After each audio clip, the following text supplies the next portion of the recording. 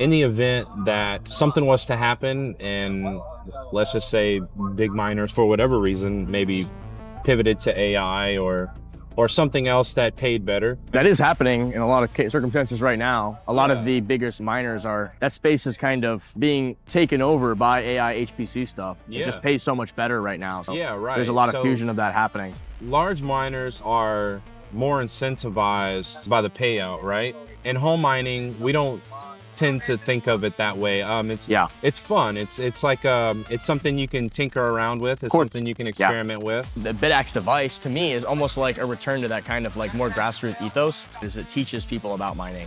You kind of understand, okay, it's this physical hardware, it's this device, and there's this chip underneath, and I got to cool this chip because it's super hot, and that's what's submitting those shot calculations to the network. What we do is try to get people mining back at home again. We ship hash rate globally. We try to get as many people mining Bitcoin as possible, and Bitax has allowed us to do that.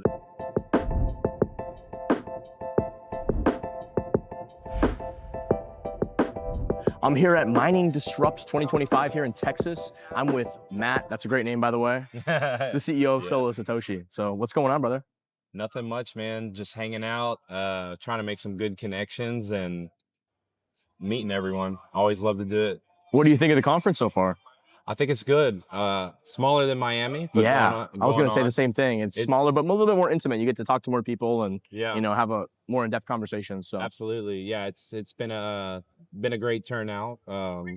Meeting some wonderful people in the space, and we're in there with the Bitcoin Mining Museum. So can't beat that. We have you were over there with Tobias. Yeah, he's a good friend of mine. Yeah, he's the we man. have some prime real estate over there. Some prime real estate. Yeah, absolutely. Very cool. What do you think about the museum and how it's evolved over time? I love it. So I'm relatively new to the Bitcoin mining space, roughly under 2 years. Okay. So I haven't, it was special for me because I've never really seen the evolution of Bitcoin mining. So it's great. It's great for education, and new people who come into the space. I think it's interesting how mining started in a small form factor and it gradually worked its way up into a large form factor, and it's making its way back to smaller form factors all over again. No doubt about it. No doubt about it. So why don't you tell me a little bit about what you guys have going on over at Solo Satoshi? So Solo Satoshi we got our start on the Bitax project, and what we do is try to get people mining back at home again. We think that's very important because in the event that something was to happen and let's just say big miners for whatever reason maybe pivoted to AI or something else that paid better, because we feel like they are a lot of the time. That is happening in a lot of circumstances right now. A lot of the biggest miners that space is kind of being taken over by AI HPC stuff. It just pays so much better right now. So there's a lot of fusion of that happening. Large miners are more incentivized, by the payout, right? Well, it's a business, in home mining, we don't tend to think of it that way. It's fun. It's like it's something you can tinker around with. It's something you can experiment with. And some people kind of refer to it as the lottery. So who knows? But what we do is we ship hash rate globally. We try to get as many people mining Bitcoin as possible, and Bitax has allowed us to do that. That's where we got our start. And we're starting to work our way into bigger home mining devices. And we have a lot of really awesome stuff coming soon. Yeah.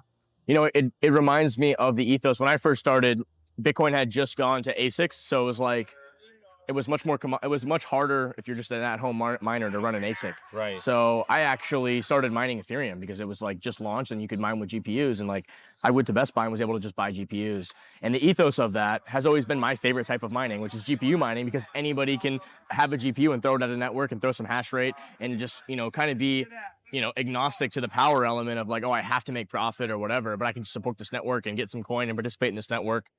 And the Bitax device to me is almost like a return to that kind of like more grassroots ethos, I wish it could be more profitable for the people running it, or I wish it wasn't just like a lottery, like, oh shit, I hit the lottery, you know what I mean? But it is cool, and I think it is important. And you know what, my favorite part about it is it teaches people about mining. You kind of understand, okay, it's this physical hardware, it's this device, and there's this chip underneath, and I got to cool this chip because it's super hot, and that's what's submitting those shot calculations to the network. And it's just kind of a cool way to learn about mining, to get your foot in the door, right? Yeah.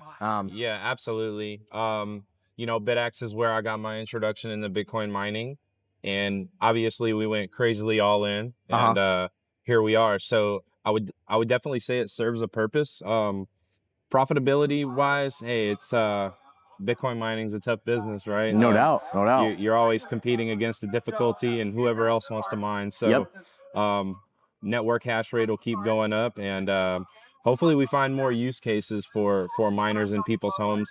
Well, we do think that the hash rate heating space is going to be like I think huge that's emerging super thing. interesting. How you can repurpose a lot of that, common devices that people use in homes, and just take advantage of the fact that they need to produce heat or whatever, and you just hash to Bitcoin to produce that heat. I think it's a super ingenious idea. Yeah, exactly. Are you guys working on anything else that qualifies for that? That like building your own Solo Satoshi heater, or like what are you guys working on right now? What's your primary project? So right now we're focused on putting more chips on boards, which is going to create more wattage and more heat as a result of dissipating, the wattage and creating more heat. We're going to have to dissipate that heat through air. So as the devices get bigger, as the hash rate of the devices gets bigger as well, there will be more heat created by it, and we can start finding use cases for that. No doubt. What about the noise constraints? Have you thought about that at all? Like, obviously you run an ASIC. We have one at our headquarters that we showed to our curated kind of mining partners that we work with. And like, we just have it there. I built it in the office, but I have it in like a closet that I have the door over because it's so loud. Yeah. And for people to actually see it and realize it, it's kind of an interesting thing. And you open up that closet door, it's like, zzz, and you like hear it, you're like, oh wow, like there's actual, that's a lot of energy being used, and that, those fans are freaking spinning to remove that heat from the device. You don't really feel that with these Bitaxes, but as you scale that up, it becomes much more of a constraint. Yeah, it gets louder. We've seen some pretty cool concepts online. There's some boxes which limitate the decibels that you would actually hear.